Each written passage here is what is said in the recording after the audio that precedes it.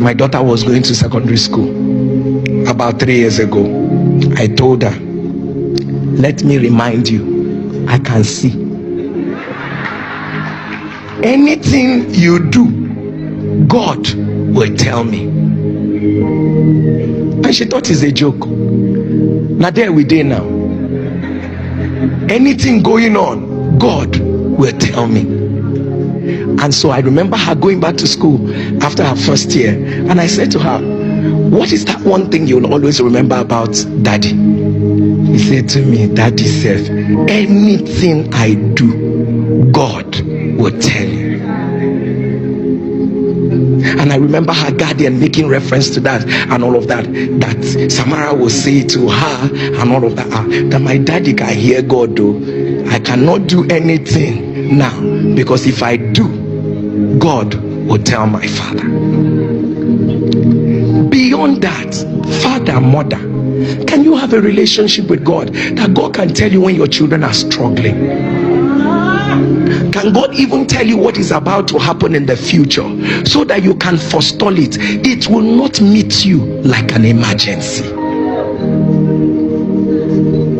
Am I communicating? You know, there are things that happen in my life now. I know I pray, but there are some that will happen. I will tell myself, that's my mother's prayer. I know I pray, but there are things that will happen. When you see the way they will play out, I sit back and say, Kai, that is a broken woman's prayer. That is a broken. There was something. I've always shared this with you. How my mother, I got a job with the World Bank project on HIV and AIDS. And then I had even gotten a job with the UN. And I went to show my mother, and I said to my mother, our life has changed. Our life has changed. My mother was the most important person to me. So I went to tell my mother, now you will live in my house with this salary. I will change everything. I was excited, telling my mom this, telling my mom that. My mom was so uninterested. I told her, why?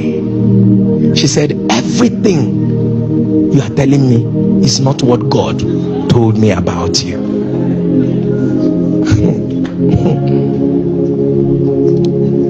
Let me tell you, parents, some things your children will celebrate,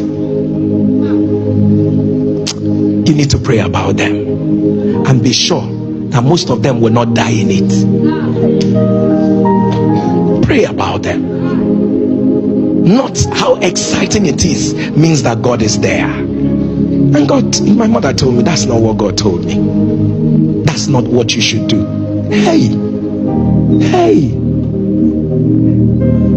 as in, it's not what God told you. I told my mother that we quarreled that day. I quarreled with my mother. I said, it's not what God told you. What God told you is that way.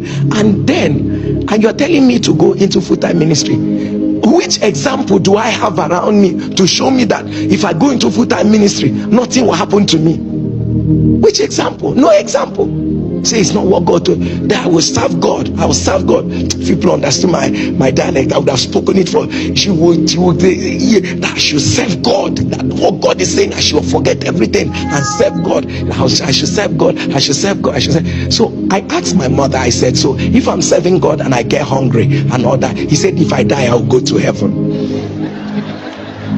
Because she did not have an example of serving God, that you will be fine serving God. So she didn't have that example. All she knows that just do the right thing, serve God, and then die and go to heaven. To my mother, not me. And that's how I kept doing until my mother died. But see one very striking thing. My mother took ill, and then when I came to see her the night before she died, so I came to see her.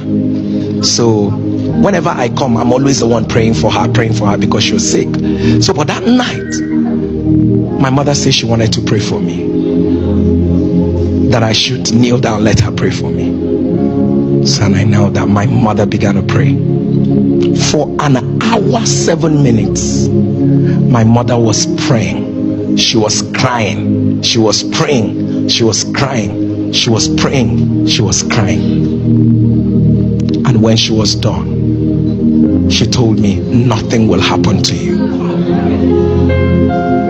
And my mother was full of smiles. And when I was ready to go, she now called me by my Igbo name, and she said to me that Shebi, I know that this has sickness, that if I had what it took, that she will still not be sick.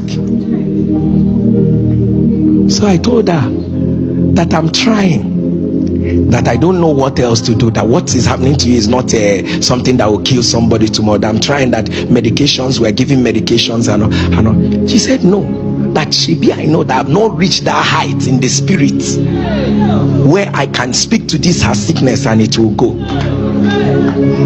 She said to me, no matter what you are doing, try and get to that height where sicknesses like mine can hear your voice and go. And as far as I was concerned, I just felt like, she likes talking about God, everything, God. I told her, yes, I will get to that height where sickness is that. So I was getting offended. I said, look at this woman, all the trouble I'm going through for you, you are not appreciating. It's now I should get to the height. Come and carry me to the height. Let me reach the height. And the next day, I heard my mom was dead. The only word that came back to me was, get to the height so that sicknesses like mine can hear your voice.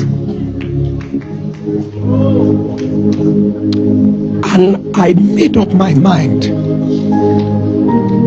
that whatever it would take, I wish I were me now. My mother would not have died. But it's not late. So what I could not do for her, I will do it for my generation.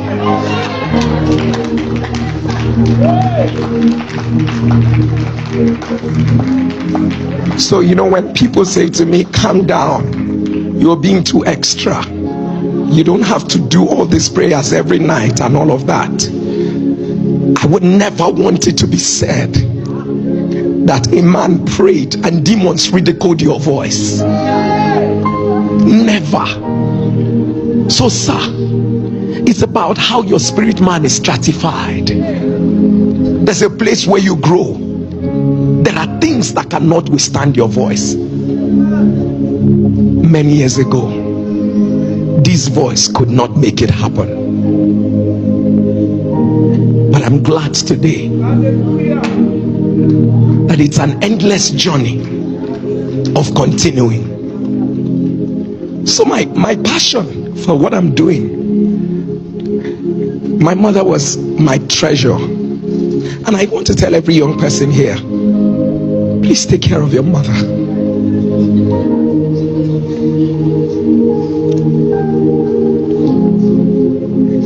They are not perfect, but love your mother. You probably wouldn't know how valuable your mom is until you wake up and not find your mother anymore.